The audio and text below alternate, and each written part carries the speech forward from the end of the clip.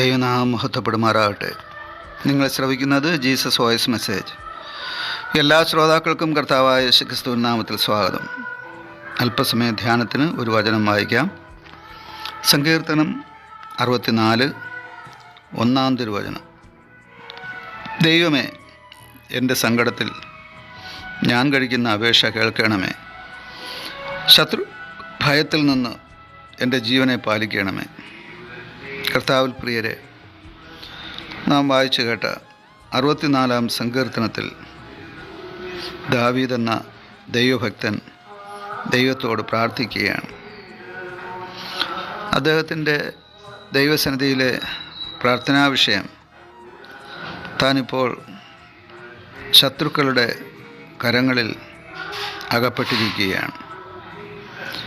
തന്നെ വിടുവിക്കുവാൻ വേണ്ടി ദൈവത്തോട് ജീവന് വേണ്ടി അപേക്ഷിക്കുക എത്രയേ ചെയ്യുന്നത്. ദാവീദ് രാജാവിൻ്റെ ജീവിതം അനേകവിധമായ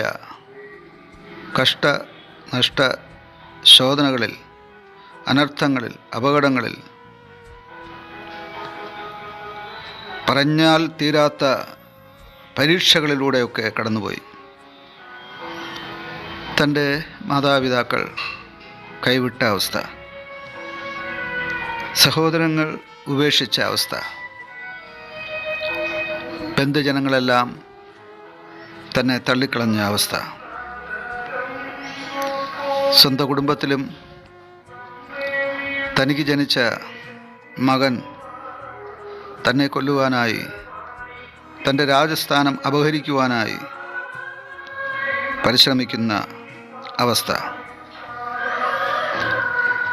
ദാവീദിൻ്റെ ജീവിതത്തെക്കുറിച്ച് അദ്ദേഹം ഒരു ഭാഗത്ത് പറയുന്നത്, ഞാൻ മഹാകഷ്ടത്തിലായിരിക്കുന്നു എന്നാണ്. ഈ കഷ്ടതയുടെ നടുവിൽ ദാവീദിന് എന്തു ചെയ്യണമെന്നറിയാമായിരുന്നു. അതാണ് അദ്ദേഹത്തിൻ്റെ ജീവിതത്തെ പിന്നത്തേതിൽ വിജയത്തിലേക്ക് നയിച്ചത്.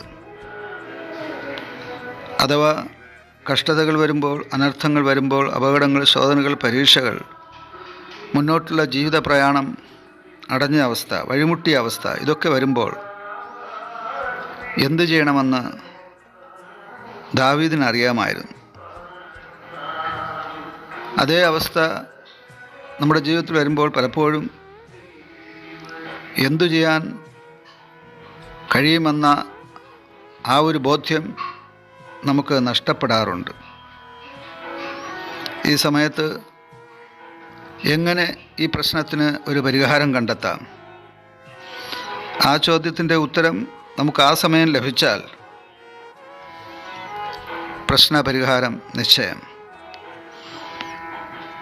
ദാവീദിൻ്റെ ജീവന് ഹാനി വരുന്ന ശത്രുഭയം അവനെ ചുറ്റി. തൻ്റെ ജീവനെ എടുക്കുവാൻ ശത്രുക്കൾ വളഞ്ഞിരിക്കുകയാണ്. ആ സമയം അദ്ദേഹം ചെയ്തത് ദൈവസന്നിധിയിൽ ചെന്നിരുന്ന് പ്രാർത്ഥിച്ചു എന്നുള്ളതാണ്. സത്യത്തിൽ നമ്മുടെ പ്രാണനെ ശത്രുക്കളിൽ നിന്ന് രക്ഷിക്കുവാൻ മാത്രമല്ല, നമ്മുടെ ജീവിതത്തിലെ സമസ്ത ആവശ്യങ്ങൾക്കും പരിഹാരം ദൈവം നൽകുന്നത് പ്രാർത്ഥനയിലൂടെയാണ്. ഇത് മനസ്സിലാക്കിയ ദാവീദ് ശത്രുക്കൾ തൻ്റെ ജീവനെ അപഹരിക്കുവാൻ ദുഷ്കർമ്മികൾ ഗൂഢാലോചന നടത്തുമ്പോൾ, നീതികേട് പ്രവർത്തിക്കുന്നവർ അദ്ദേഹത്തിനെതിരായി തിരിഞ്ഞപ്പോൾ, അവർ തങ്ങളുടെ നാവിനെ വാൾ പോലെ മൂർച്ചയാക്കിയപ്പോൾ, നിഷ്കളങ്കനായ ദാവീദിനെ ഒളിച്ചിരുന്ന് എയ്യേണ്ടതിന്, അഥവാ അമ്പെയ്ത് കൊല്ലേണ്ടതിന് പരിശ്രമം നടത്തിയപ്പോൾ, അവർ കൈപ്പുള്ള വാക്ക് അസ്ത്രത്തെപ്പോലെ ദാവീദിനെതിരായി തൊടുത്തുവിട്ടപ്പോൾ ദാവീദിന് ഭയമുണ്ടായി, പ്രാണഭയം. അത് ഹേതുവായി ദാവീദ് ഓടിച്ചെന്ന് ദൈവസന്നിധിയിലിരുന്ന് പ്രാർത്ഥിക്കുകയാണ്. പ്രാർത്ഥിച്ച ദാവീദിന് എന്ത് ലഭിച്ചു?